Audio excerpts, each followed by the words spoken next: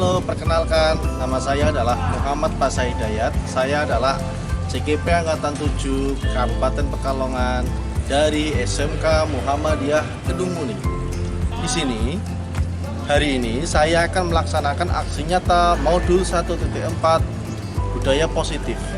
Pada modul ini saya berencana menghadirkan kurang lebih 30 peserta dalam penyampaian budaya positif ini. Maka dari itu sudah kami persiapkan dengan sebaik-baiknya. Semoga apa yang saya sampaikan nanti dapat bermanfaat untuk kita semua. Dan apa yang sudah kami siapkan antara lain adalah, yang pertama adalah seperangkat sound system, seperangkat media, dan seperangkat materi yang sudah saya siapkan dengan bersama. Semoga hari ini dapat berjalan lancar. Sukses untuk CGP Angkatan 7.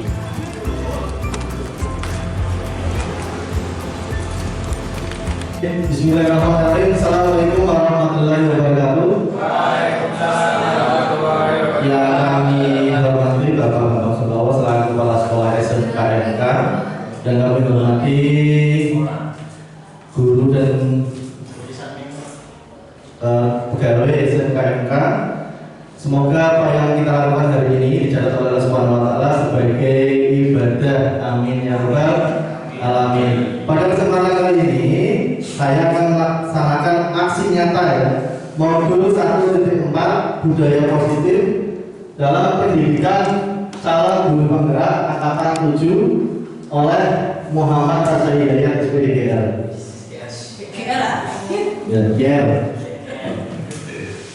SPD guru. Nah, sebelum kita mulai, mari kita berdoa dulu. Berdoa di dalam hati dengan khusyuk dimulai. Selesai. Oke, sebelum kita mulai, mari kita coba tebak angka dulu.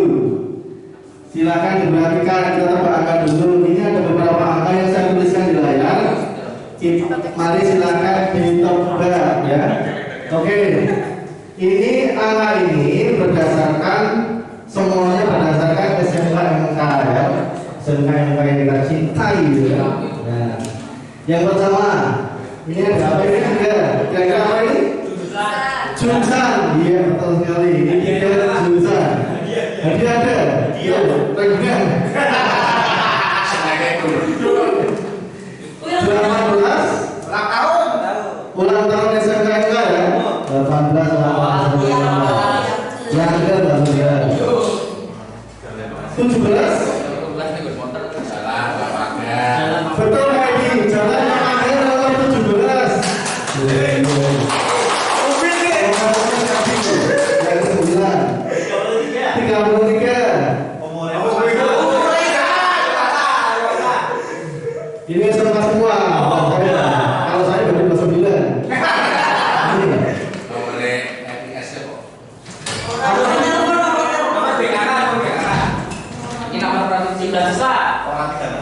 Bukan. 33 itu adalah apa ini? NPSN 20, 33, 25, 20.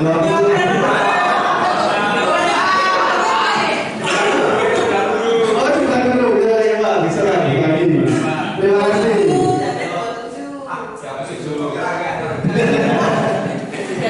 Oke. Salam dan bahagia bagi ibu ini adalah slogan dari guru penggerak ya. Jadi sebagai guru kita harus bahagia. Bapak Ibu guru hebat SMK Muhammadiyah ini, mari kita belajar bersama, berkolaborasi, saling mendukung demi mewujudkan budaya positif di sekolah kita SMK tentunya. Oke, lanjut. Oke. Isi dari modul yang akan saya sampaikan ini, yang pertama mengenai modul 1.4 budaya positif. Isinya adalah perubahan paradigma belajar. Yang kedua, disiplin positif, kebutuhan dasar manusia, motivasi perilaku manusia, posisi kontrol restitusi, keyakinan kelas, dan segitiga restitusi. Kayak tulisan kontrol ya.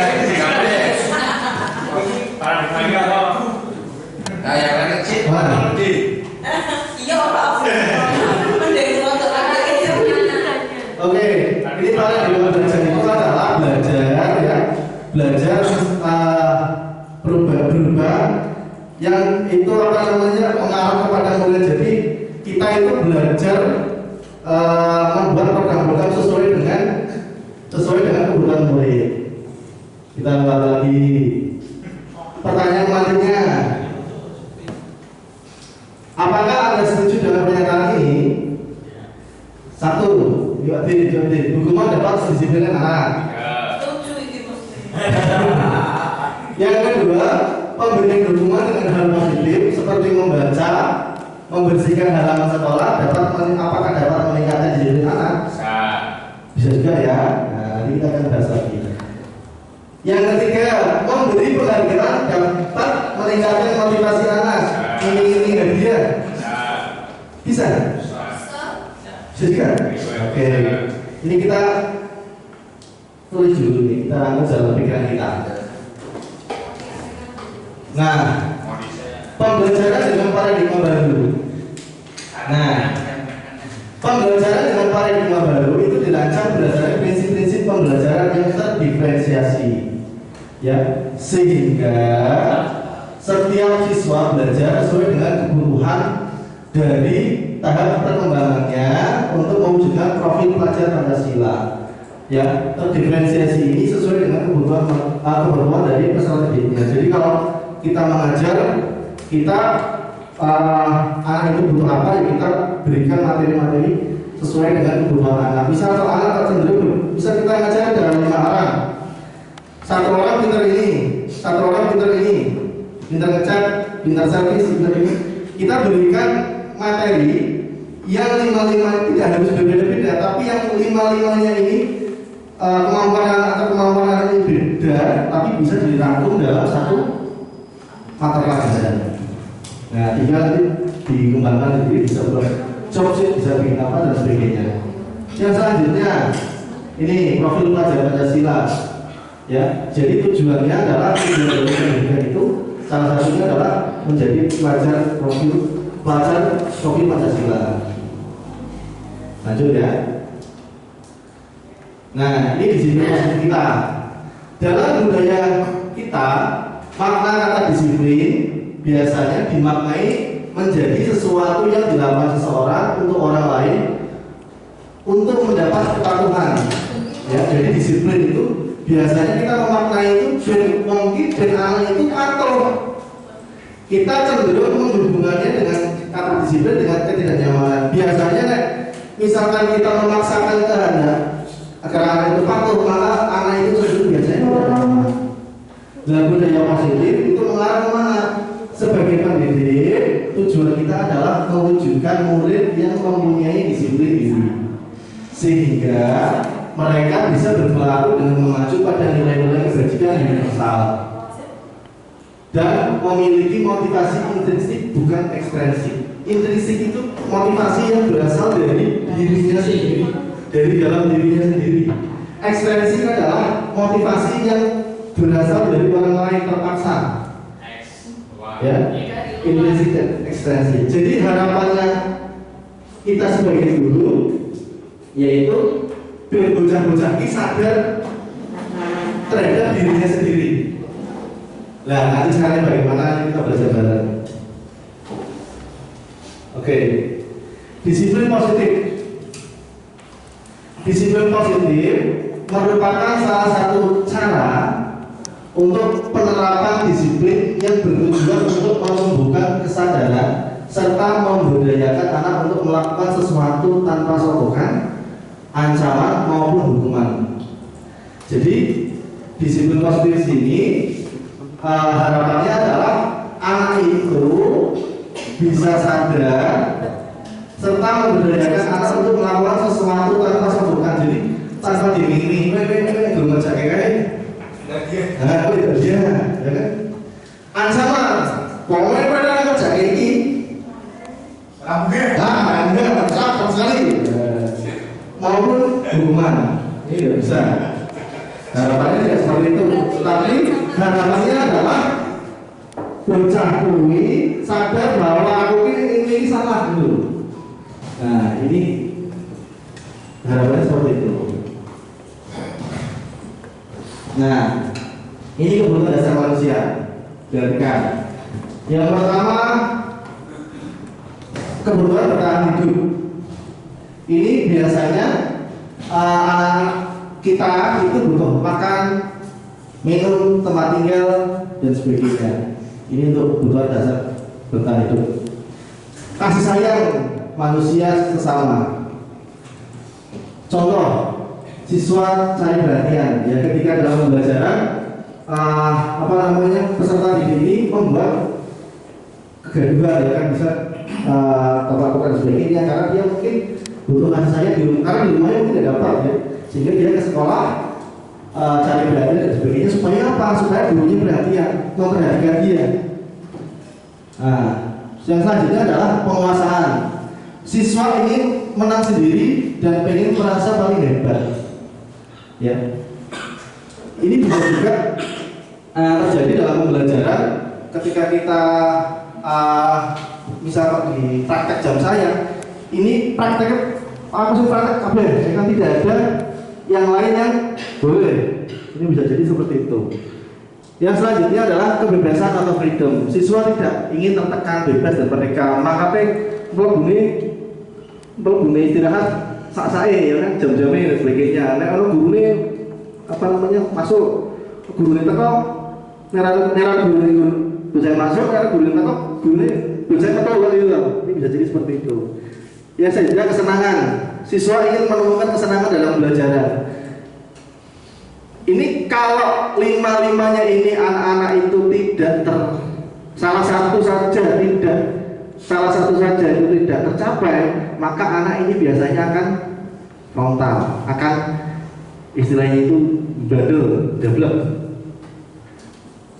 Nah, ketika lima-limanya itu tidak tercapai, maka muncullah motivasi perilaku manusia. Nah, motivasi perilaku manusia ini adalah dorongan yang timbul pada diri sendiri secara sadar atau tidak sadar untuk melakukan sesuatu tindakan dengan tujuan tertentu. Nah, sekarang kita lihat ini contohnya, motivasi eksternal. Untuk menghindari ketidaknyamanan atau hukuman, murid melakukan disiplin diri karena takut akan hukuman. Jadi ini bukan karena dirinya sendiri, ya. Bukan karena dirinya sendiri, sehingga dia mentaati peraturan karena apa? Karena takut dihukum. Nah, contoh motivasi eksternal lain adalah untuk mendapatkan imbalan dari orang lain. Diming-imingi, kowe juara siji, engko tak iki tak kok iki. Nah, murid melakukan disiplin karena ingin mendapatkan imbalan dan pujian. Nah, ini contoh motivasi yang muncul dari diri sendiri. Murid melakukan disiplin karena sadar akan kebajikan dirinya. Jadi dia sadar bahwa kalau saya berbuat seperti ini, nanti saya salah seperti itu. Oke, lanjut ya. Sambil di konten langsung sih berapa menit ya? Karena kita paling tidak 1 jam. Oke. Renek menit.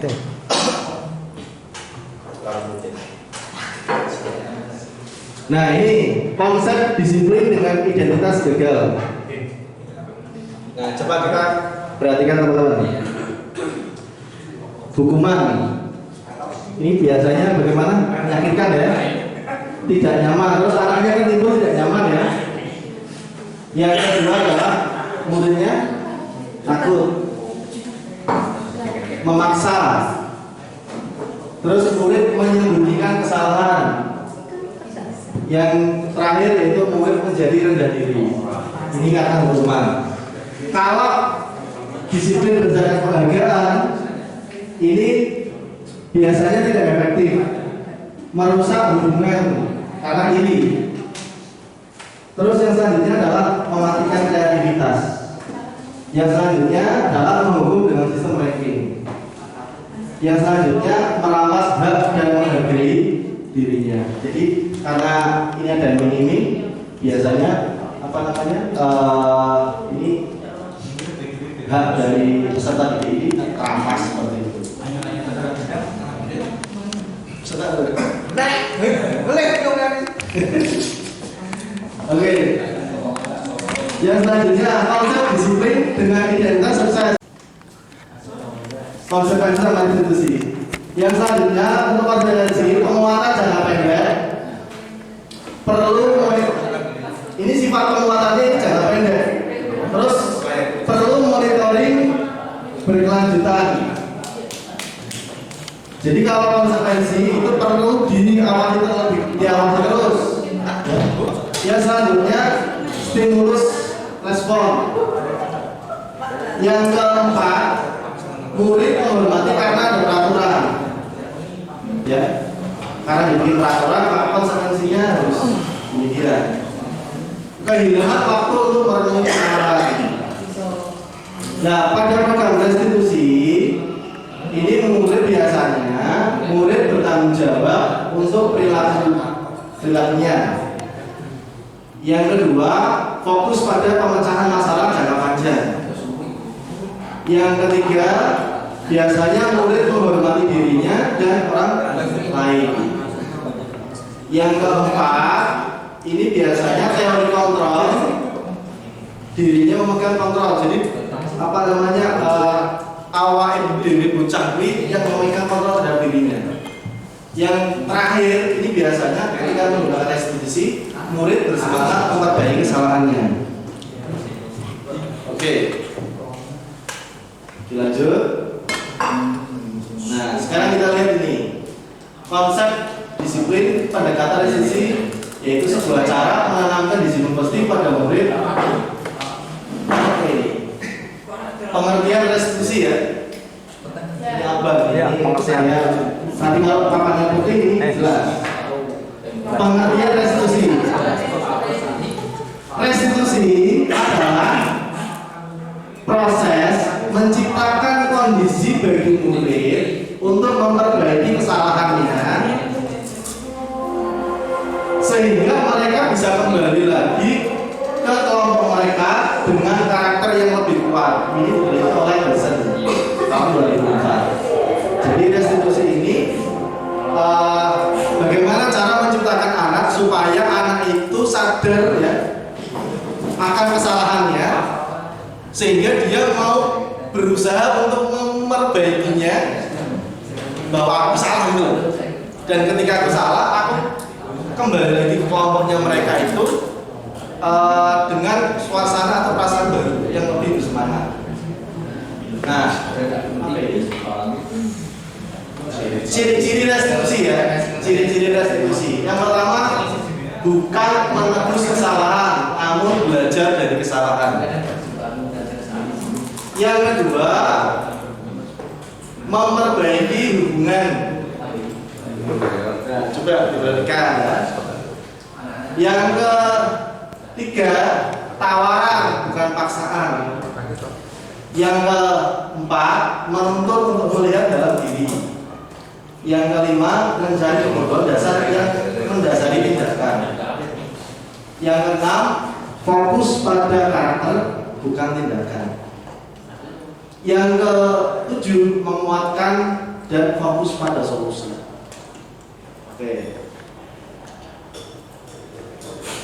Oke, ini ada perbedaan-perbedaan contoh kasus siswa yang tidak sering mengerjakan PR. Nah, kita coba diperhatikan nih. Ini ada siswa yang tidak selalu mengerjakan PR, double, ya. Ini kalau guru dengan hukuman, ini biasanya guru menghukum, contohnya ya, guru menghukum siswa tersebut hormat bendera selama 10 menit. Kurang mengerjakan PR, betul? Betul. Hormat bendera. Biasanya gurunya bagaimana? Gurunya marah dan murid menjadi takut. Kalau konsekuensi, guru memberikan konsekuensi untuk mengerjakan PR-nya saat istirahat atau dikerjakan sebanyak 3 kali lipat. Karena orang mengerjakan PR kan istirahat gerak. Atau mengerjakan PR tulis bertemu. Nah, seperti itu. Biasanya apa yang dilakukan guru?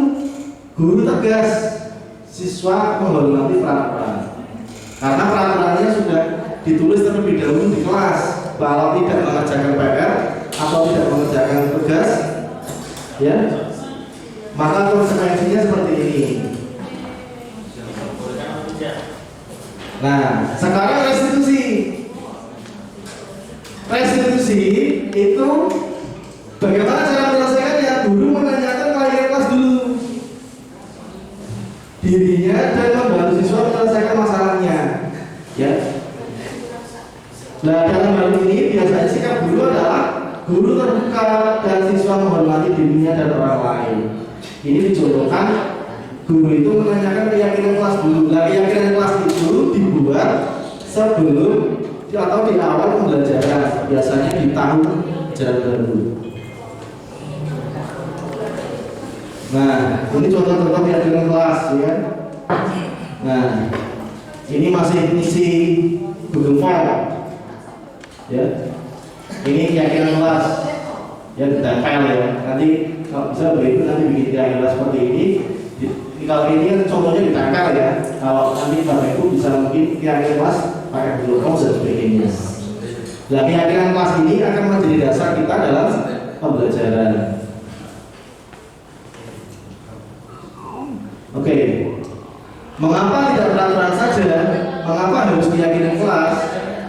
Nah, ini ada contoh nih, ada contoh seperti ini.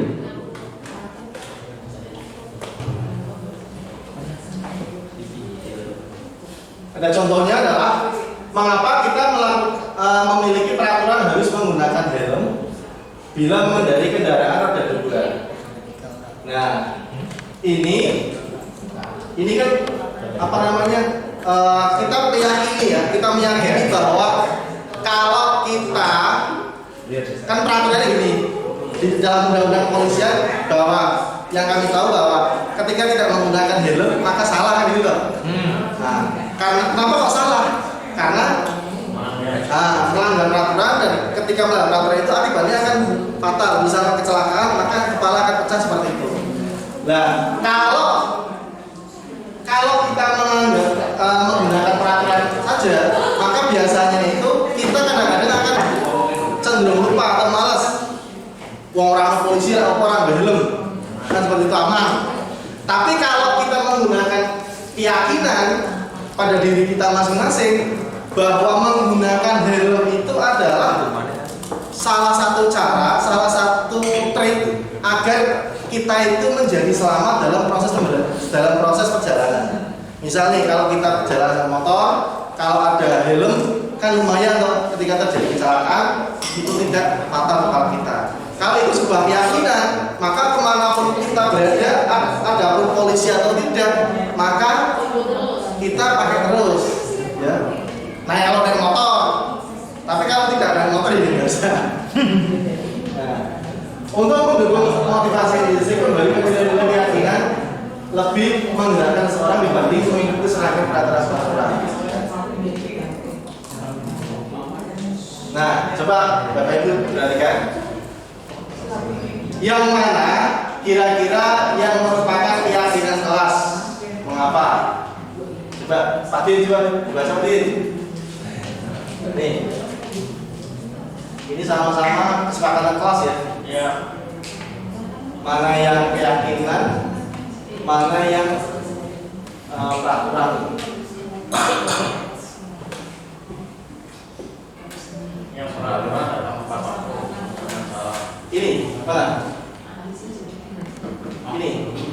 Ini peraturan. Ini kesepakatan. Coba Pak Anang, ini yang mana Pak Anang kira-kira yang keyakinan sama yang peraturan mana? Jawab aja ya. Oh, yang sini apa? Yang sebelah sini peraturan. Kenapa bisa peraturan? Itu ya, ini dari kalimatnya. Kalimatnya, ya? Ya. Kalimatnya kalau ini buat Kayak saklar resmi. saklar resmi satu pihak gitu, ya? Ya. Kalau ini Sama apa tadi barang-barang dan kakak kami. kalau ini dibuat bersama? Sama. Kalau ini dibuat oleh satu pihak saja, tidak melibatkan pihak lain.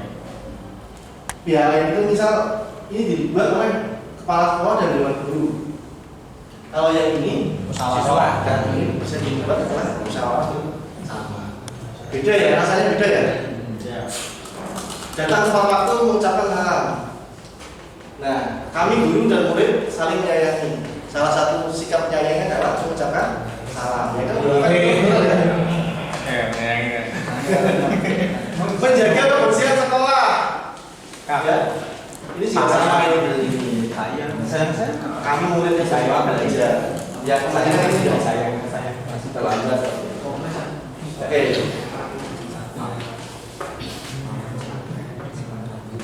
Mana ini?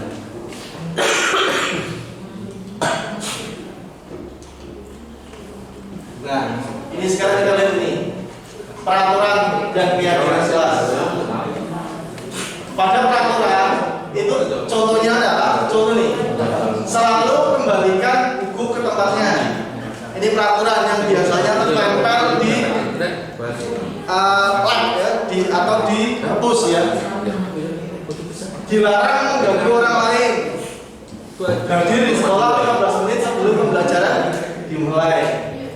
Dilarang melakukan kekerasan. Dilarang menggunakan narkoba. Bergantian atau menunggu giliran.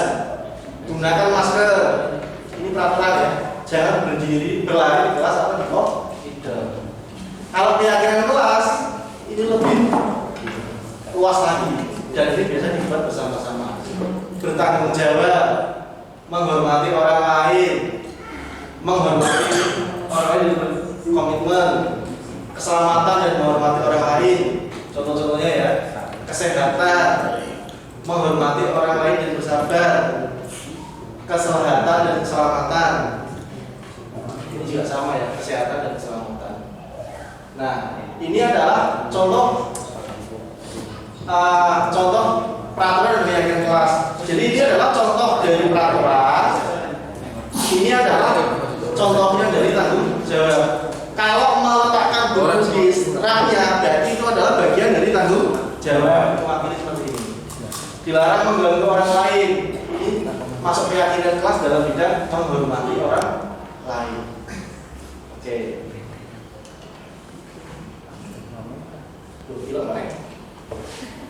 Nah, ini ada beberapa tindakan guru. Mencatat 100 kali dalam sebuah kalimat. Saya tidak akan terlambat lagi karena terlambat ke sekolah. Ini saya tidak akan terlambat lagi karena terlambat ke sekolah. Ini contoh, salah satu contoh hukuman. Ya. Jadi ada anak terlambat, anak itu diminta untuk mencatat 100 kali ya di kertas supaya dia tidak terlambat. Biasanya terlambat. Ini merupakan salah satu bentuk hukuman. Lari mengelilingi lapangan basket karena terlambat hadir di sekolah. Ini kira-kira hukuman atau konsekuensi? Hukuman ya? Ini masuk ya? Murid diminta push up 15 kali karena tidak menggunakan masker ke sekolah. Ini kira-kira hukuman atau Pidana. konsekuensi? Hukuman. Hati Pak Edi Pak? Hukuman. Masih Pak? Pidana. Pidana. Pak Ustadz sepertinya gimana? Konsekuensi. Hukuman. Ini menambah Iya perbedaan sunat tua.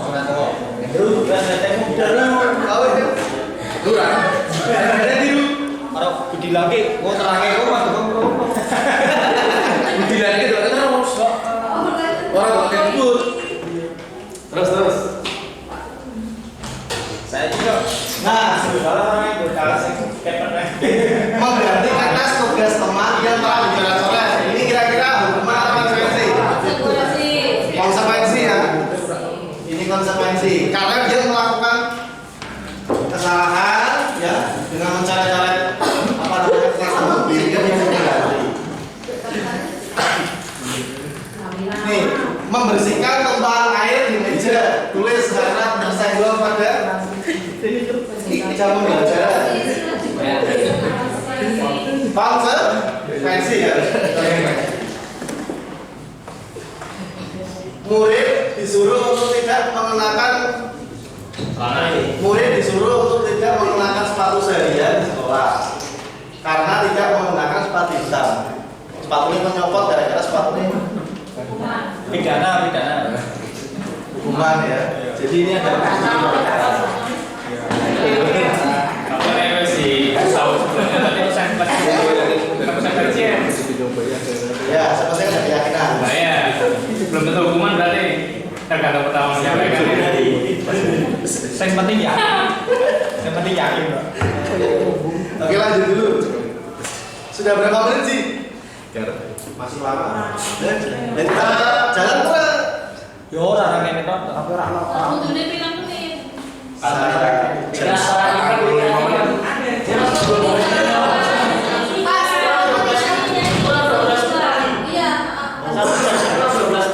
Perpanjang waktu belum diklik Pak, belum Wis kata-katanya ayu, wis ora apa. Seperti bener. es breaking. Lah iki ora tanya jawab kok. Mengkono.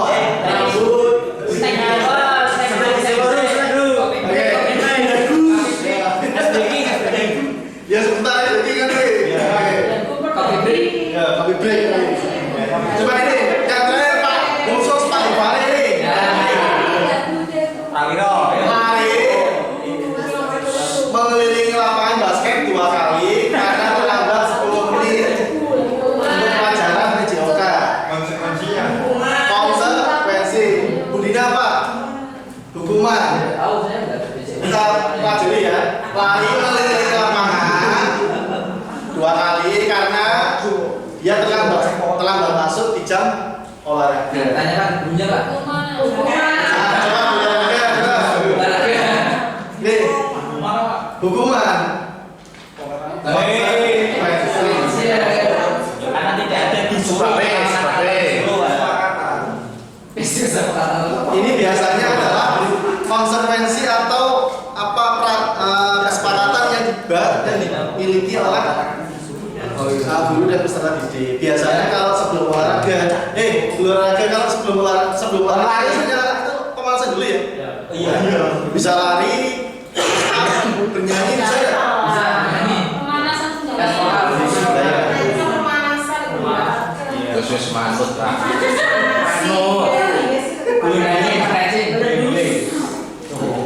Coba kowe kok pas pikiran panas iki ada. Oke, sekarang kita masuk ke 5 posisi kontrol.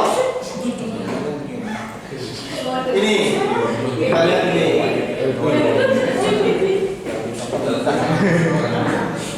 Ini 5 posisi kontrol yang dimiliki oleh seorang guru. Posisi pertama adalah penghukum. Posisi kedua adalah pembuat orang bersalah.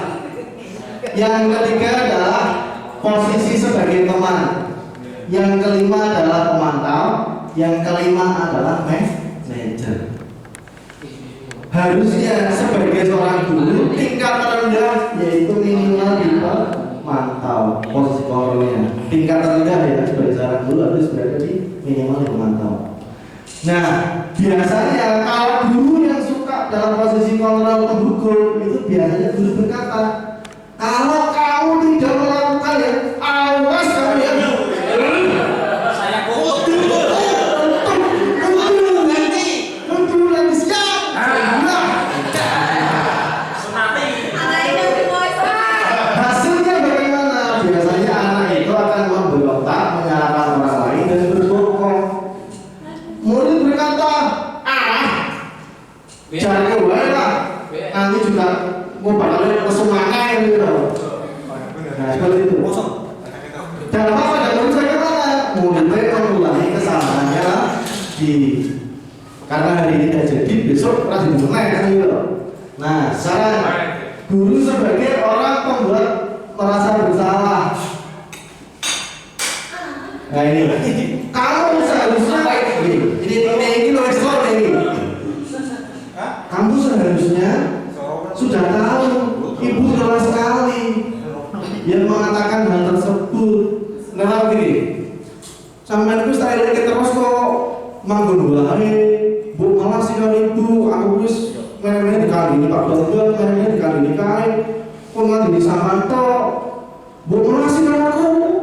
Nah, ini guru ya pemberi perasaan bersalah. Kalau anaknya itu masuk peka, biasanya, nah hasilnya bagaimana? Biasanya anaknya itu akan menyembunyikan, menyangkal dan berbohong. Murid biasanya akan berkata, makan saya, ibu makan, kabur ibu ya, ibu. Nah, dampak pada murid bagaimana? Biasanya bela diri. Ini kalau muridnya itu peka, tapi ini muridnya itu tidak lagi. Terus guru sebagai teman, mesti kerjakan itu ada ini. Tuh aku sering gitu, aku sering bantu. Nah, ini guru sebagai teman, seperti itu. Nah, biasanya hasilnya adalah orang guru tersebut biasanya muridnya itu ogah kabur, ya karena sudah tergantung dengan guru tersebut. Nah, ketika ada permasalahan, makanya muridnya kecewa. Loh, lah kok saya pikir Bapak Ibu teman saya ternyata begitu. Jadi ketika ada problem tidak bisa terselesaikan seperti ini. Nah, dampak pada murid bagaimana? Biasanya murid ini lemah, tidak mandiri dan tergantung. Nah, ini guru sebagai pemantau nih. Coba, ini ada murid yang terlambat. Takon, terus guru tersebut bertanya, apa peraturannya? Ya Pak, kalau terlambat itu saya harus mencabuti rumput, saya harus ngepel lantai, seperti itu. Hasilnya bagaimana? Peserta didik menyesuaikan diri bila diawasi. Jadi kalau tidak diawasi, itu kan ada peserta didik malas-malasan. Nah, murid berkata, ini contohnya ya, seberapa banyak bintang yang saya harus bawa ini di TK ya, TK atau SD ya. Nah, seberapa halaman yang harus saya tulis? Ini adalah apa namanya? Kalau yang dicontohkan di kita tadi kan, bagian mana Pak rumput yang harus saya cabuti ya kan? Nah, seperti itu. Nah, dampak pada murid bagaimana? Menitik beratkan pada sanksi atau hadiah untuk dirinya. Nah, harusnya guru ini sebagai manajer. Nah, kalau ada yang terlambat, nanti contoh yang dilakukan adalah, terlambat, ya Pak terlambat. Nah, apa keyakinan yang kita percayai, ya? Nah, kata-kata yang bisa dilakukan adalah apa yang kita yakini. Seharusnya itu saya tidak terlambat Pak. Nah, apa yang bisa kau kerjakan untuk memperbaiki masalah ini? Nek, dengan cuma ini bicara nih, baca gambar gitu. Nah, ini hasilnya bagaimana? Peserta didik akan lebih kuat. Murid berkata, ya, bagaimana Pak caranya bisa saya memperbaiki dan ini? Ya. Dampak pada murid bagaimana? Mengevaluasi dirinya, bagaimana cara memperbaikinya. Nah, semoga saja muridnya sadar. Ya. Oke. Ini segitiga restriksi-nya. Ketika menghadapi permasalahan, maka kita lakukan segitiga restitusi. Yang pertama adalah menstabilkan identitas. Kata-kata yang biasa dipakai adalah setiap orang pasti pernah melakukan kesalahan. Kamu bukan satu-satunya orang yang melakukan kesalahan ini. Oke, sip. Terus validasi kebutuhannya. Kue kok kesalahan ini kita jadi ini punya maksud apa, ya kan? Atau apa yang kamu inginkan?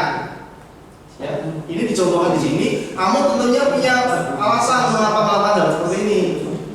Ya. Ada cara lain yang lebih efektif untuk mendapatkan apa yang kalian butuhkan. Terus setelah validasi kebutuhan, tahu permasalahannya, kamu menanyakan keyakinan kelasnya, nilai-nilai yang telah kita sepakati. Kamu ingin menjadi seorang seperti apa? Oke. Nah, ini adalah contoh menstabilkan identitas ya. Untuk membuat anak yang merasa gagal menjadi karena berbuat kesalahan menjadi lebih positif terhadap dirinya. Guru berkata, ini jadi contoh nih, berbuat salah itu hal yang manusiawi. Tidak ada manusia yang sempurna. Bapak Ibu juga pernah berbuat salah. Kita pasti menyelesaikan permasalahan ini. Jadi kata-kata yang bisa menstabilkan identitas ya, mencari apa penyebab dari masalah ini. Ya, kata-katanya seperti ini. Kalau kita menggunakan kata-kata yang seperti ini, biasanya anak itu mending mikir, ya kan? Moga-moga mending mikir. Terus validasi kebutuhan, membantu siswa mengenali basic atau kebutuhan yang ingin dipenuhinya. Ya. Pada dasarnya setiap tindakan manusia tujuannya adalah memenuhi basic needs, bukan power dan sebagainya. Ya. Kata-kata yang biasa digunakan adalah kamu bisa saja melakukan hal yang lebih buruk, tapi kamu tidak melakukannya. Kamu pasti punya alasan mengapa hal demikian. Ini adalah validasi kebutuhannya. Terus yang terakhir, menanyakan keyakinan. Nah, ini guru berkata, apa nilai-nilai yang kita percaya di kelas ini? Nilai-nilai universal apa yang telah kita sepakati? Kelas yang ideal itu seperti apa sih? Kalau kelas yang ingin itu ya, kamu ingin jadi anak seperti apa? Nah, apa yang kamu rasakan ketika kamu melakukan hal tersebut? Kamu ingin jadi orang yang seperti apa? Ini adalah menanyakan keyakinan pada diri peserta didik tersebut. Oke, dilanjut ya. Lanjut. Nah, sekarang kita lihat video diskusinya. Merah Orang menteri Baca. susi simili ini. Oh iya. Sebelah. Ketuan.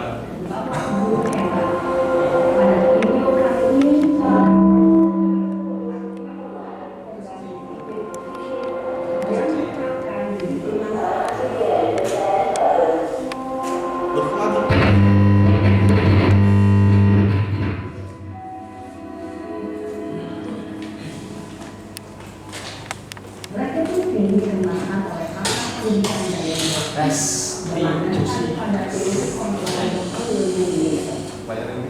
Sedikitnya restitusi adalah suatu proses dialog yang dijalankan oleh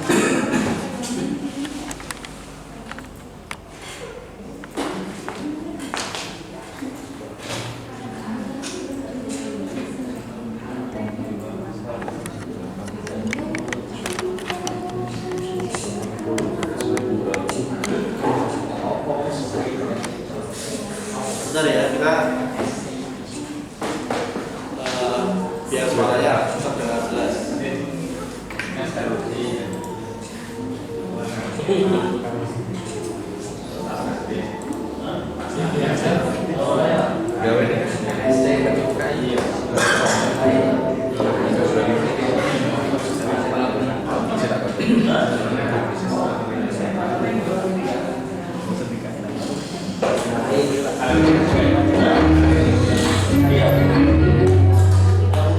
Salam dan bahagia, Ibu dan Bapak Ibu sekalian. Pada video kali ini kita akan membahas tentang salah satu program disiplin positif yang diterapkan di lingkungan sekolah yang dikenal dengan nama restitusi.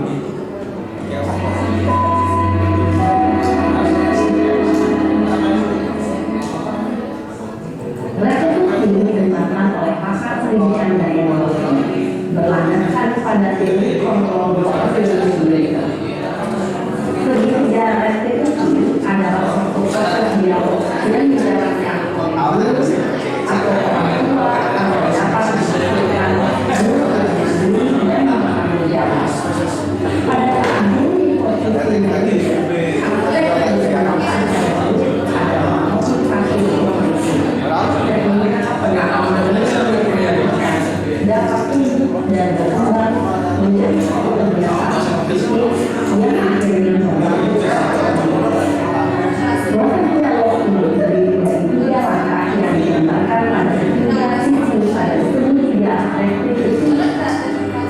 pertama adalah menstabilkan identitas. Sisi yang kedua adalah validasi tindakan yang salah. Dan sisi yang ketiga adalah menanyakan keyakinan. Ibu dan bapak guru, berikut ini akan menunjukkan bagaimana seorang guru berada dalam posisi manajer menggunakan penerapan segitiga restitusi.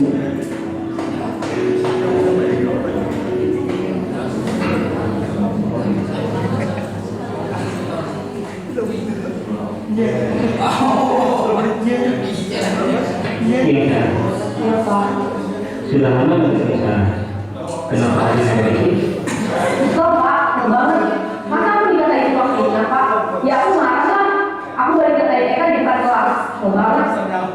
Oh begitu. Ya pasti kamu marah dan kesal.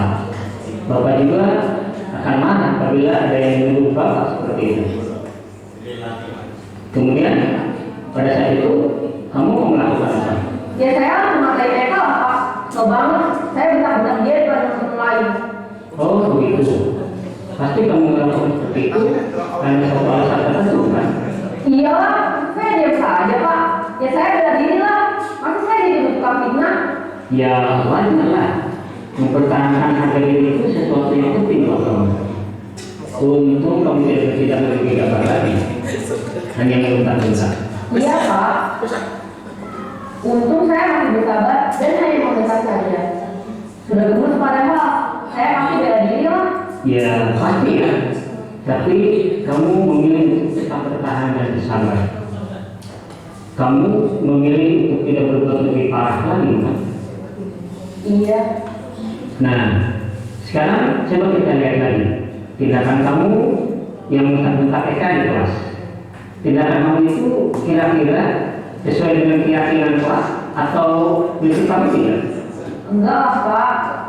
Capek Pak jadi marah. Jadi keyakinan atau prinsip mana yang perlu sesuai dengan keinginan kamu? Ya saya sebenarnya malah menghargai orang lain.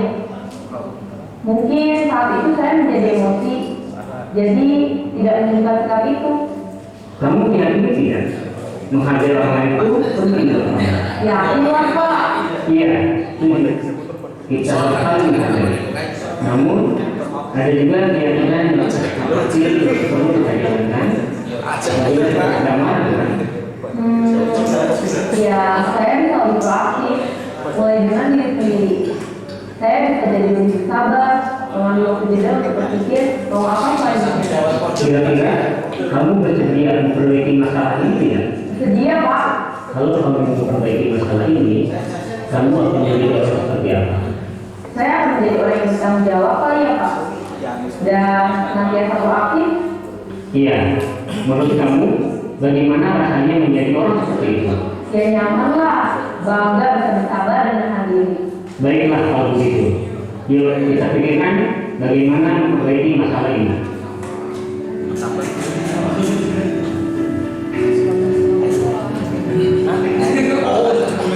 Ibu dan bapak guru hebat.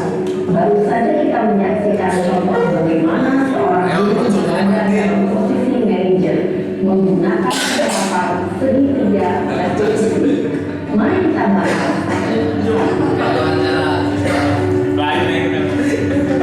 Pada sisi pertama, menstabilkan identitas berdasarkan pada prinsip bahwa membuat kesalahan adalah bagian dari proses pembelajaran. Sisi pertama dari segitiga ini berperan menggeser identitas murid dari identitas dasar ke identitas proses. Murid yang sedang bersikap laku yang tidak pantas atau menarik diri saat itu sedang mengalami identitas gagal. Bila kita mengkritiknya, maka posisinya tidak akan berubah. Kita bisa mengajukan pernyataan ini. 1. Membuat kesalahan sesuatu yang wajar. 2. Manusia tidak ada yang sempurna.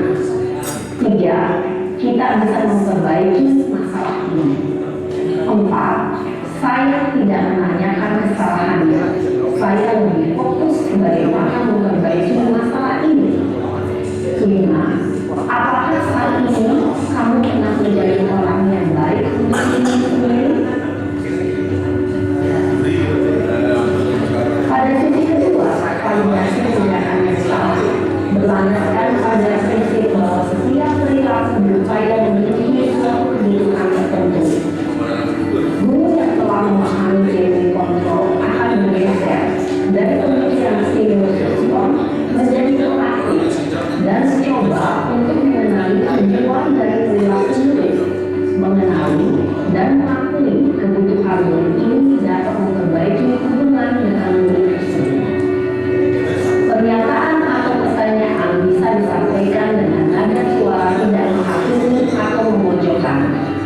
Anda dapat mengembalikan diri pada posisi positif. 1. Kamu bisa saja berpindah lebih lebar lagi dari ini.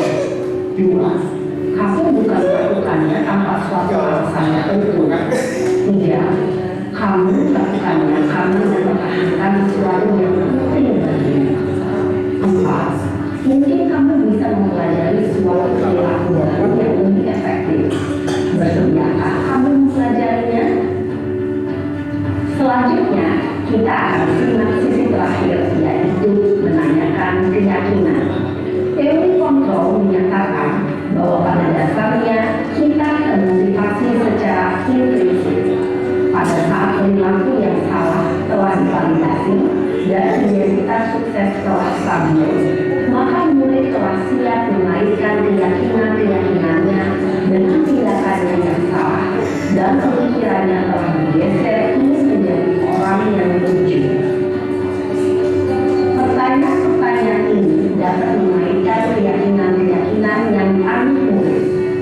1. Sebagai keluarga atau kelas, apa yang kita yakini? 2. Nilai-nilai apa yang telah kita sepakati?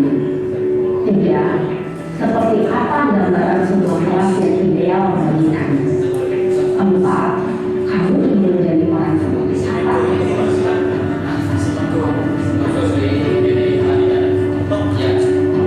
Dalam menerapkan segitiga restitusi, perlu diperhatikan beberapa hal, yaitu 1. Perilaku yang salah perlu dikaitkan dengan nilai-nilai atau keyakinan-keyakinan yang telah disepakati atau disetujui. 2. Kesediaan orang yang melakukan kesalahan untuk memperbaiki masalah. 3. Pemecahan masalah sebisa mungkin relevan atau memiliki hubungan dengan masalah yang ada.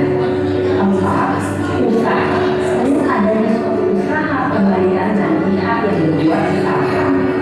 5. Waktu perlu didedikasikan waktu dan pihak yang berbuat kesalahan. Tanyakan kapan akan melakukan usaha untuk memperbaiki masalah.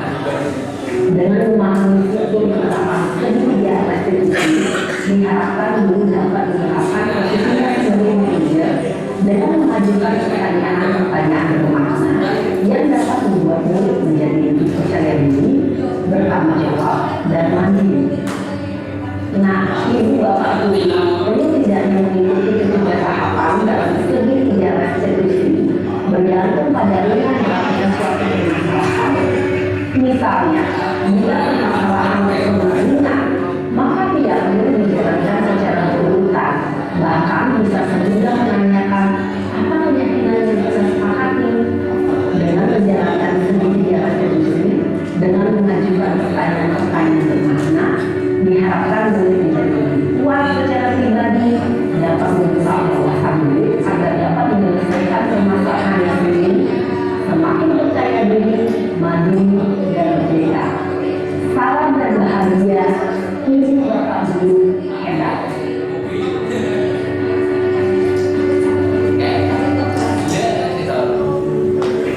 Oke, terima kasih Bapak-Ibu sekalian sudah menyaksikan video.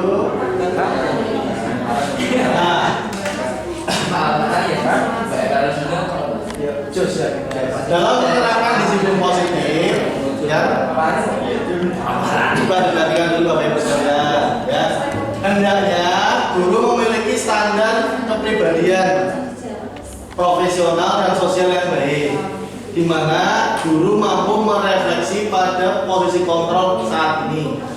Bagaimana perjalanan dirinya sebagai seorang among atau posisi manajer yang menuntut murid menjadi insan yang mandiri, merdeka, dan bertanggung jawab.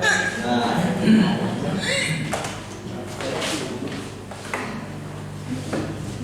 terima kasih. Kata-kata. Salam merdeka belajar, tergerak, bergerak, menggerakkan. Kata-kata.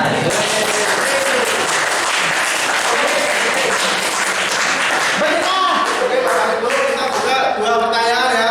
Monggo Bapak Ibu, mungkin ada yang mau bertanya. Habis ini kita ke dapat dari ya. Saya takon oleh apa? Menikmati sakit kopi di mana? Kata-kata sih. Monggo Bapak Ibu, ada yang mungkin mau ditanyakan? Makan siangnya apa ya? Rasa